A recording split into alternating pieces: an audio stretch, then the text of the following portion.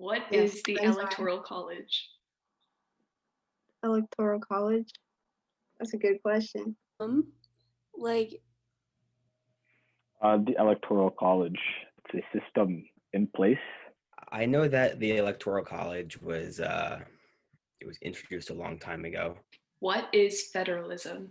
One of the parties from the 19 something. a political party, a type of government. It's where the federal government is in charge of the country. Something to do with the federal government.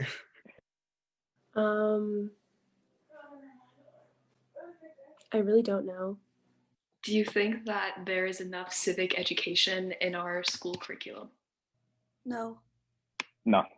Definitely not. In order to really learn about it, you kind of have to go out of your way. When we take history, we just learn about like the past. We don't learn about anything like current really, unless you choose to. In order for there to be proper civic education, everyone should be taking this elections class. Otherwise, no one will know what's going on. So I voted for the first time this year, and I was just really confused. Like, the way it's taught, like, you just don't remember. I mean, the whole world of civics, personally, I don't really even know what that means. So what is civics? Civics is essentially the study of citizenship and the moral obligations which accompany that status. This is to ensure that members of society participate in and are knowledgeable about public affairs when it comes to concepts such as voting.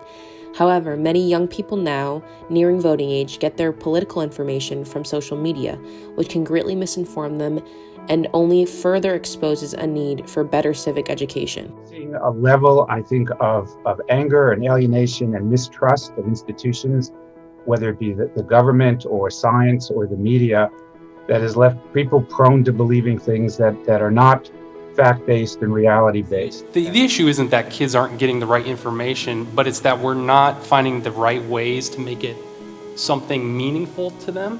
Like, this is some of the stuff that matters the most, right? If you actually look throughout history, I mean, freedom riders, etc., lots of folks who were super young, not even of voting age, got things done without voting. There's a lot more to political participation.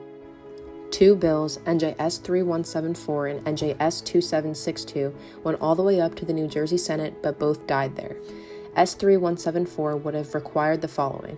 School districts would be required to use the Department of Education curriculum to teach civics. New civics courses would be required in both middle and high school, and it would also require that the Department of Education provide monetary support for civic education. Additionally, S2762 would have required the Board of Ed to enforce civics instruction and the Department of Education to allocate funding specifically to the NJ Center for Civic Education at Rutgers to help prepare civics teachers. Currently, there is a similar bill that has the ability to be passed, S854, but is at a standstill without appropriations.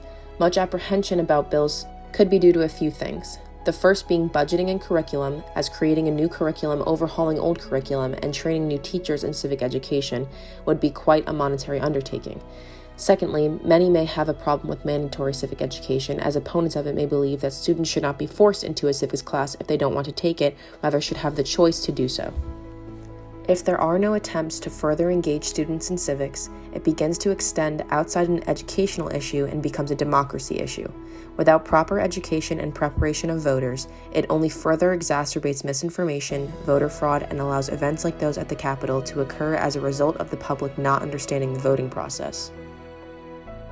As seen through the testaments of students and teachers from Hightstown, New Jersey, we are struggling with properly educating our student body to prepare them for civic engagement.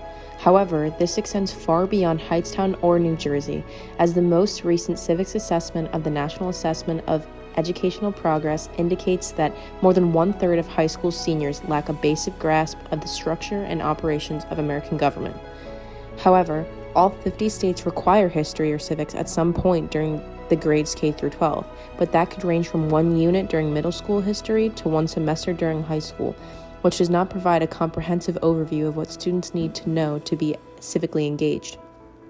Whether it be due to lack of funding, disagreements pertaining to the standardization of curriculum, or issues with making civics mandatory, working past these obstacles means optimizing our means to create a generation of active citizens who can enact real change in our country.